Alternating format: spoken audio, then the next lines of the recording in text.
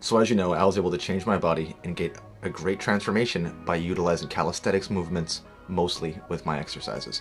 There's one move in particular that is relatively easy to do.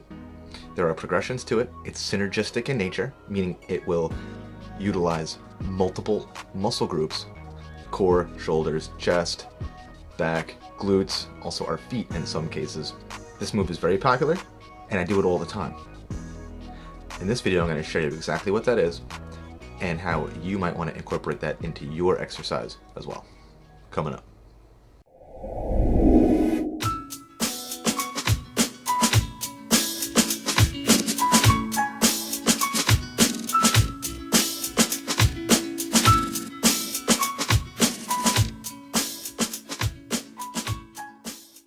What's up guys, this is Trent from xFit.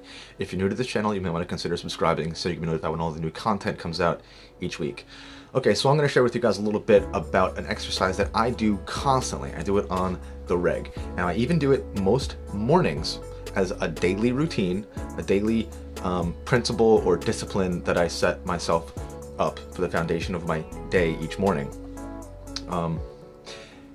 Push-ups. I do push-ups all the time. It's a relatively simple move. We don't need any equipment to do it. There are progressions to get us up to the ability to do push-ups with proper form and full range of movement.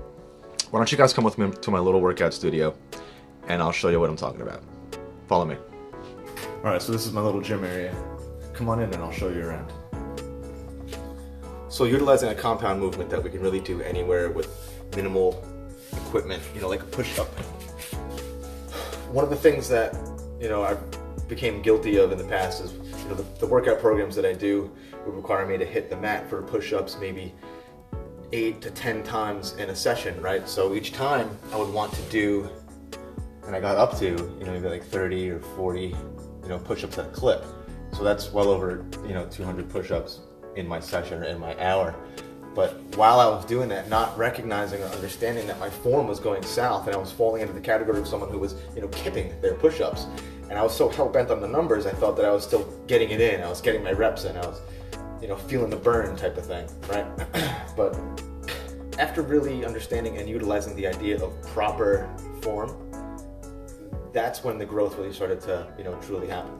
And one of the biggest factors of that was focusing on my muscles and where they were in relation to space, and also, keeping on the idea of full range of motion.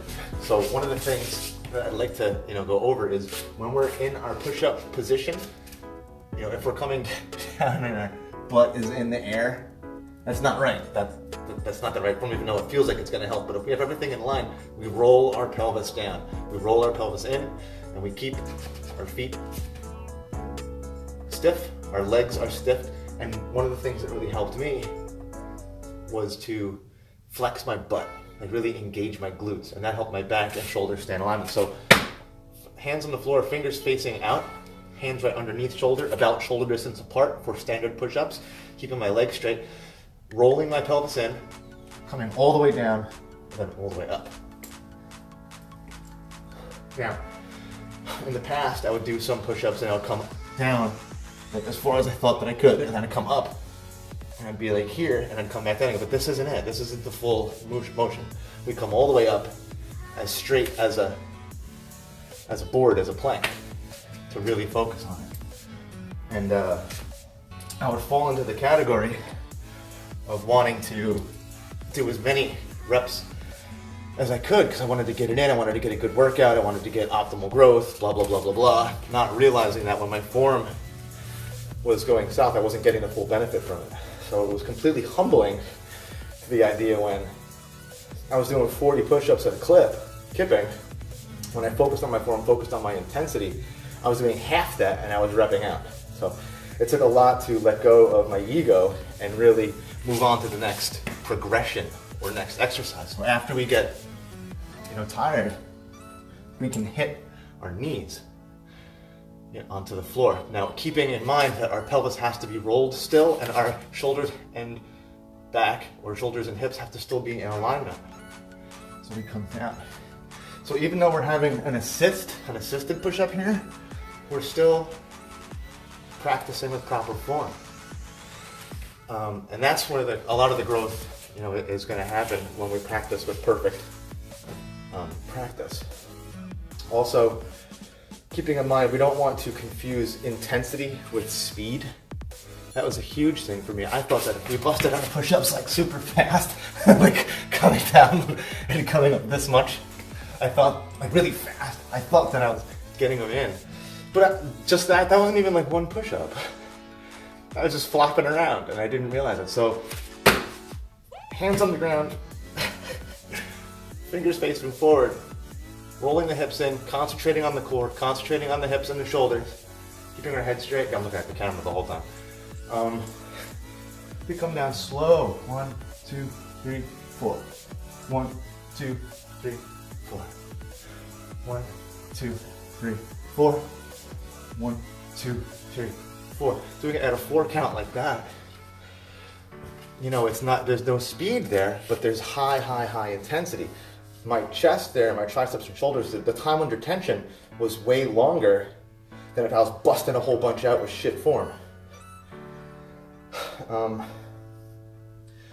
I'll get into different areas or different modifications we can do with our push-ups depending on how we'd like to sculpt different areas of our chest, because you know that just push-ups alone aren't going to, I mean, they're going to engage, but they're not going to really sculpt all the areas. So we have the top and the inside and the bottom and the outside, and we can utilize that with wide fly. Now again, the wider we go, the more tendency. Why are you blurry? Hello.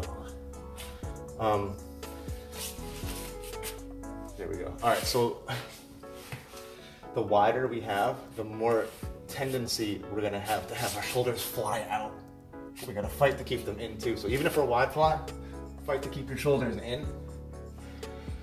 The closer they go, it'll be a little bit easier to keep them in. There's diamond push-ups, or some people call them heart to heart, where you make a heart shape and you bring it down to your chest. Now this is a tricep intensive, but at the same time, we're still using our core, we're still using our shoulders, we're engaging our glutes, we're using our legs. There's a whole lot of, you know, it's another compound movement. So I'm gonna get into more different variations of push-ups that we could have, but the most important part I'd like to convey is quality over quantity. All right, guys, thanks so much for watching, and thanks so much for coming over to my little fitness studio there and seeing where all the magic happens. So that's the idea here, you know, push-ups. They're a fundamental compound movement that we can incorporate to many areas of our fitness and our exercises, with many modifications that we can use that movement with to excel many different areas, many different muscle groups. Like I said, synergy is the idea with that particular movement. And again, you know, it's quality over quantity. Absolutely. Let me know in the comments of what kind of push-ups you do, or let me know in the comments if this video was helpful at all.